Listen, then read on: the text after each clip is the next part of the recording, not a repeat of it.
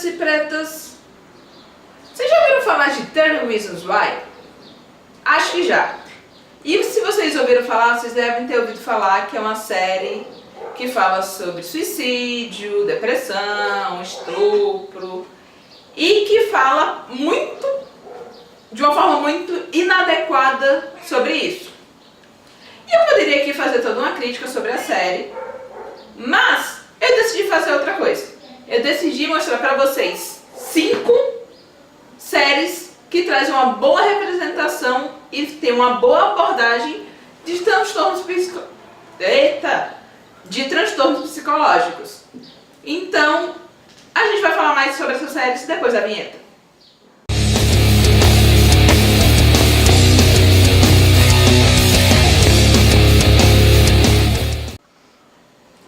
A primeira série que eu vou falar é 90210. E se você tem 30 e alguma coisa, você deve lembrar de uma série chamada Barrados no Baile. O nome original dessa série é Beverly Hills 90210. Por quê? 90210 é o CEP do bairro Beverly Hills. Então 90210, na verdade, é a continuação de Barrados no Baile. Só algumas pessoas não sabem disso. E assim, 90210 é a série perfeita? Não. 90210 tem o melhor roteiro do mundo? Não. Na verdade, ela tem muitos problemas. Talvez até a representação que eu vou comentar aqui seja um deles. Porém, por uma questão afetiva, eu preciso citar. Uma das protagonistas, a Silver, na primeira temporada da série, é diagnosticada bipolar. Coincidentemente, o diagnóstico da personagem ocorreu quase simultaneamente com o meu diagnóstico de bipolaridade. Então, eu pude ter um exemplo do que é uma pessoa bipolar. Para quem não sabe, bipolaridade é um tipo de transtorno psicológico que eu adoraria explicar melhor se minha gata parasse de miar, mas ela continua chamando a atenção do cachorro do vizinho. Mas voltando, bipolaridade. Bipolaridade ela é um transtorno psicológico onde a pessoa apresenta 2 polos de emoções muito intensos. Você tem o polo da mania, que é representado pela euforia, por uma série de coisas que eu não vou ter tempo de explicar nesse vídeo, e pelo polo da depressão, que é quando a pessoa se encontra em situação depressiva. Você tem 3 tipos de bipolares. Você tem o tipo 1, que tem a fase de mania mais proeminente, que é o caso da Silver. Você tem o tipo 2, que tem mais proeminente a depressão, que é o meu tipo. E você tem o tipo da miniciclagem. O que é isso? Que é a oscilação de mania ou hipomania, que é uma versão abrandada da mania. E depressão acontece com uma frequência muito rápida. Então ela oscila entre as 2 emoções muito rapidamente. E aí é difícil o diagnóstico desse transtorno. E como ele é pouco difundido, é muito comum você ter disparates absurdos, como pessoas falando, como páginas escrito bipolar, ai, todo mundo é um pouco bipolar, esse tipo de piada que é extremamente nociva para quem de fato é neuroatípico e que tem bipolaridade. Porque não, nem todo mundo é bipolar. Não é oscilação de humor padrão, de tipo, agora eu tô triste porque algo ruim aconteceu, depois eu tô feliz porque eu ganhei meu salário. Não é, a bipolaridade não é isso. E a série, apesar de muitos defeitos, ela mostra isso muito bem. Mostra a Silver entrando no ciclo da mania e o quão intenso e perturbador é aquilo. E por sorte, a Silver, eu acho que é a atriz mais talentosa do elenco e soube fazer aquela representação muito bem. Pelo menos pra mim, eu consegui me sentir representada vendo a Silver e entendendo que ela tinha aquelas questões que eu também tinha. Então, pra mim, 90210 foi uma representação muito importante e por isso ela tá aqui na lista. A segunda série que eu vou falar é uma série muito importante, é uma série britânica que se chama My Mad Fat Diaries. Ela é baseada num livro de mesmo nome, que, se eu não me engano, foi lançado no Brasil. Então, procurem, vale a pena ler, apesar de eu não ter lido. Qual é a história de My Mad Fat Diaries? É a história da Ray. Ela é uma menina de 16 anos, obesa, que vive em algum lugar da Grã-Bretanha, que eu não lembro o nome. E ela acabou de sair de uma internacional psiquiátrica. Ela teve tentativa de suicídio, ela praticava cutting, que é autoflagelação, e ela ainda tem questões psicológicas a serem trabalhadas. E vai mostrar, tipo, o desenvolvimento desse trabalho, que é um trabalho contínuo.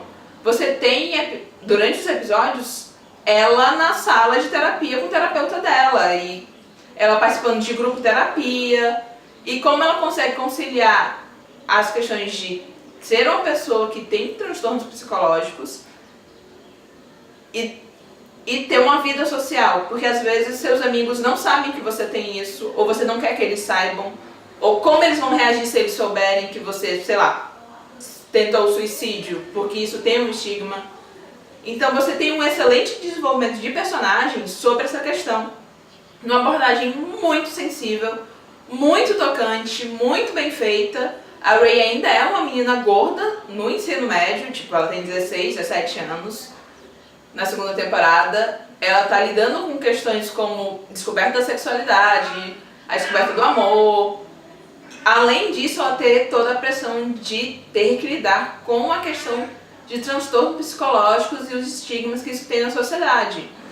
Além disso, ela ainda tem que lidar com a gordofobia e problemas de autoimagem. E é uma série que trabalha isso de forma muito bem feita e que não dá finais felizes vazios só para fazer as pessoas se sentirem bem. Ele conta uma história realista, uma história válida e que tem um final muito bom. Porque sim, a série já foi encerrada, mas que tem um final muito satisfatório. Pelo menos eu acredito que tenha. Então, se você puder assistir, assista. São 2 temporadas curtas. Séries britânicas não chegam a ter 30 episódios. Eu acho que Mad Fat Diaries não tem nem 20. Ou se tiver, são 20 episódios. Então vale muito a pena você assistir.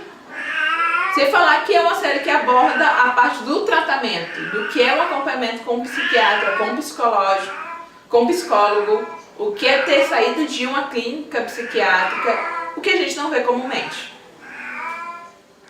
Terceira indicação. Essa aqui é um pouquinho complexo.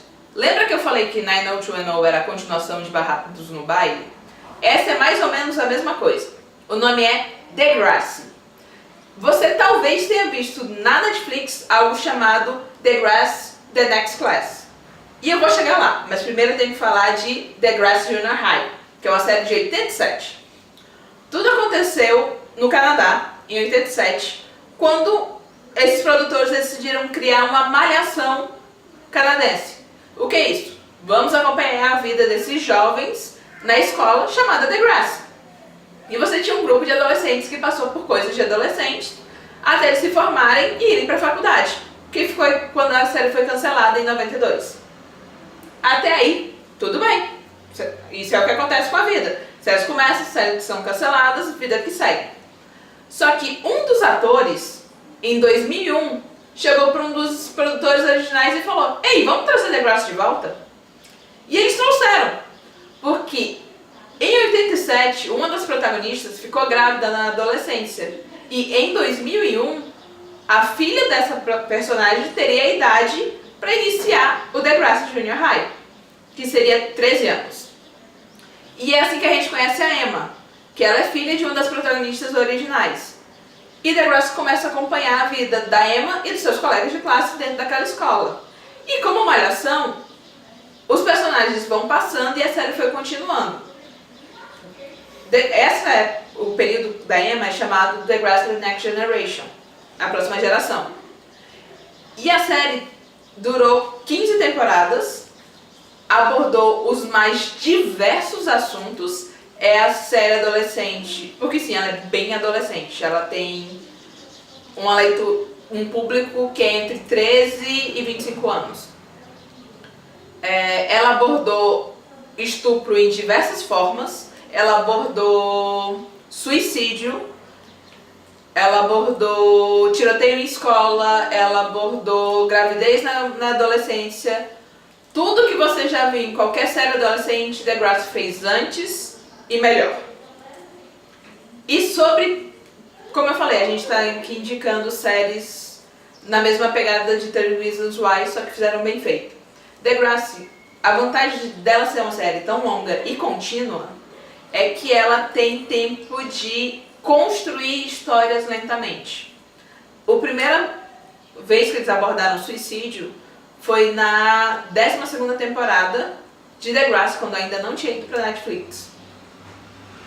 E eles pegaram o personagem do Ken, que era um garoto que entrou na 11ª temporada porque ele veio jogar hockey, porque ele era uma promessa do hockey, porque no Canadá hockey é tipo futebol aqui.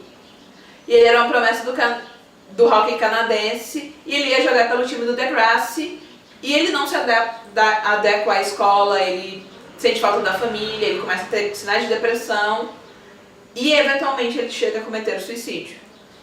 Nunca foi mostrada a cena de como ele cometeu, a gente só sabe que ele faleceu, que ele cometeu o suicídio e a gente vê como os personagens que estavam ao redor dele lidam com aquela dor. Ou seja, basicamente é o que 30 Reasons Why fez.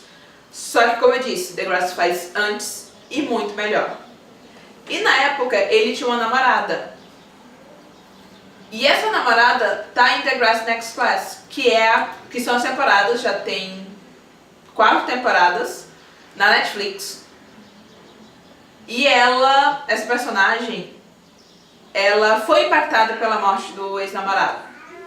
Ela não conseguiu viver o luto daquele suicídio, porque, enfim, ela era uma adolescente de 13, 14 anos, ela não estava pronta para lidar com aquela emoção tão forte. E você vai vendo ao longo das temporadas como aquilo foi construindo e como aquilo foi impactando até chegar em Degrassi Next Class, quando ela comete o suicídio. E essa foi uma temporada que me impactou muito, porque foi próximo de quando eu cometi a minha tentativa de suicídio. Foi uma temporada muito bem feita, muito bem construída, de você perceber o desenvolvimento de como essa personagem foi se perdendo e foi cedendo à doença que é o suicídio, porque suicídio e depressão são transtornos psicológicos. Então você via como aquilo ia impactando e você via como aquilo ia transformando e como aquilo atinge não apenas o suicida, mas toda a comunidade ao redor deles.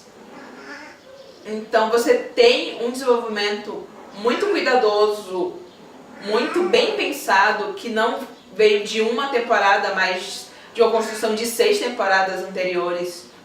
Então, se você tiver a chance de assistir Degrassi, seja por esse tema, seja por qualquer outro tema que a série aborda, vale muito a pena. Degrassi é um dos melhores roteiros adolescentes que eu já vi na vida e é uma série que eu sempre recomendo para quem quer entender o que é o adolescente de hoje.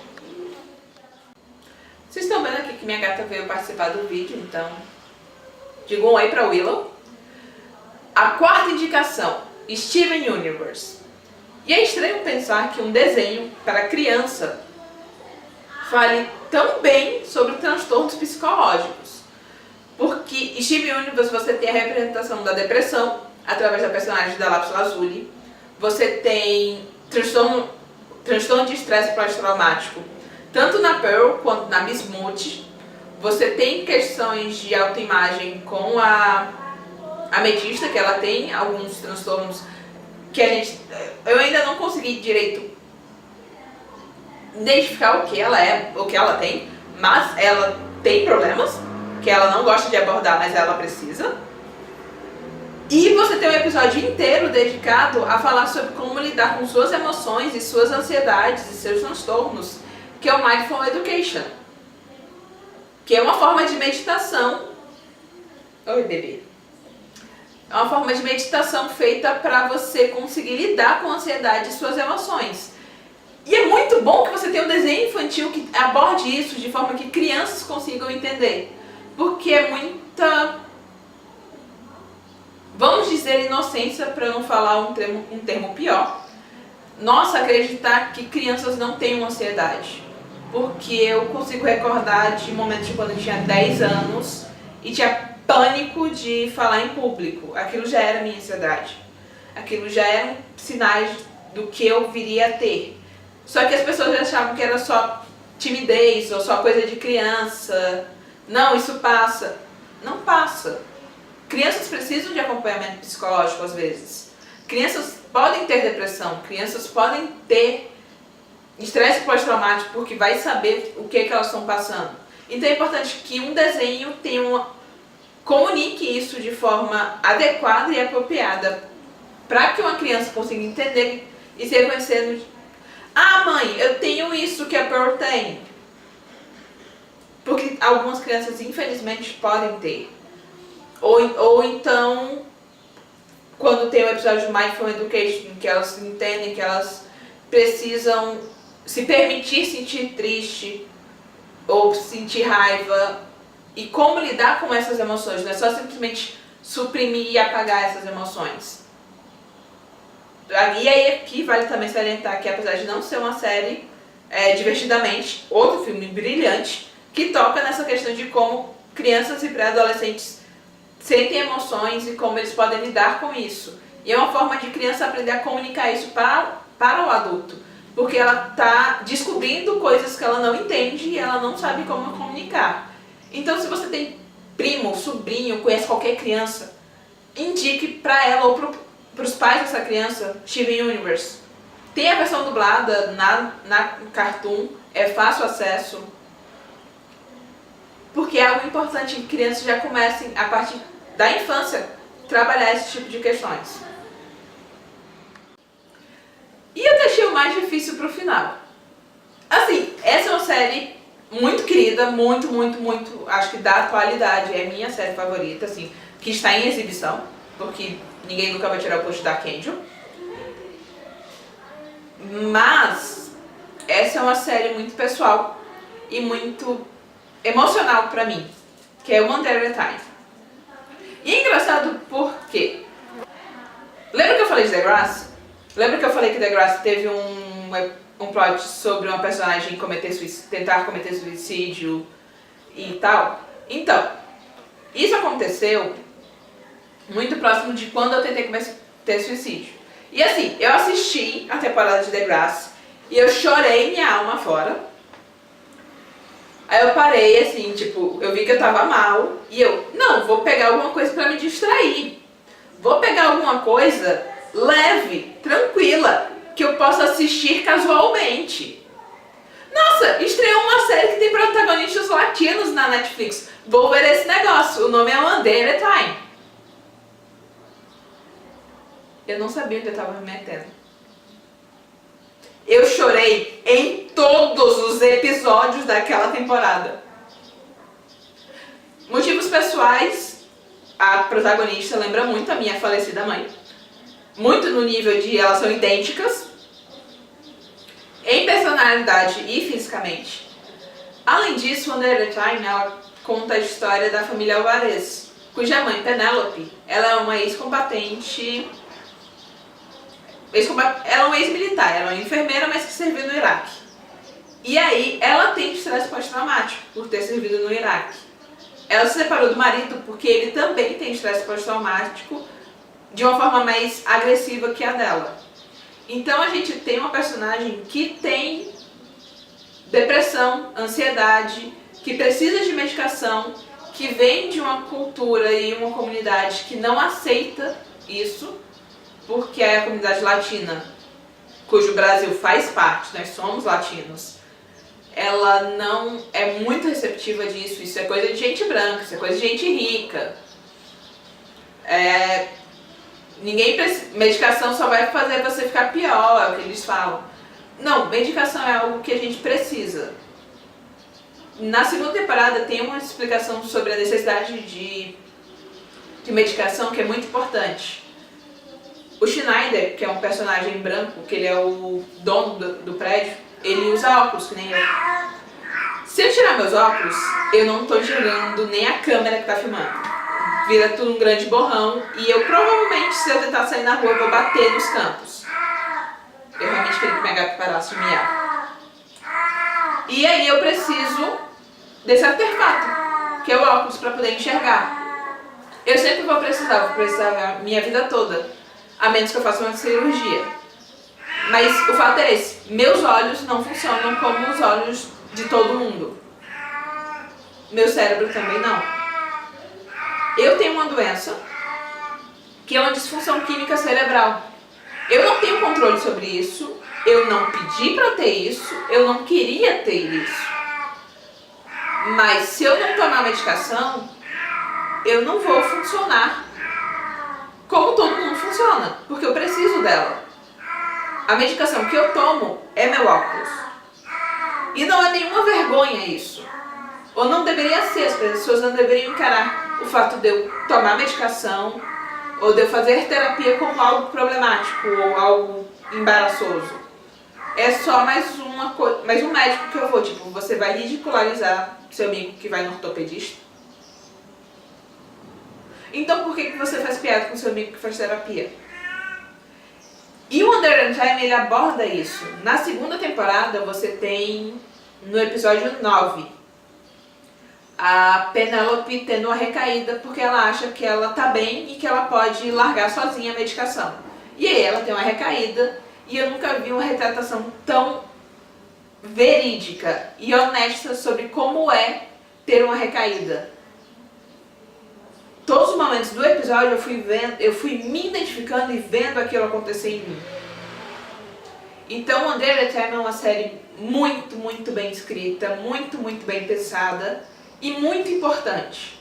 Não apenas por representar a comunidade latina, que é pouco representada, por ter uma brilhante representação LGBT, mas porque ela também trata essa questão da saúde mental e de como ela é de verdade. E como algumas pessoas não entendem. E que talvez através da série elas possam entender. E eu vou terminar por aqui falando dessas indicações antes que eu comece a chorar, porque eu tô quase lá. Essas foram minhas 5 emocionais e quase chorosas indicações de 5 séries com boa representação de transtornos psicológicos.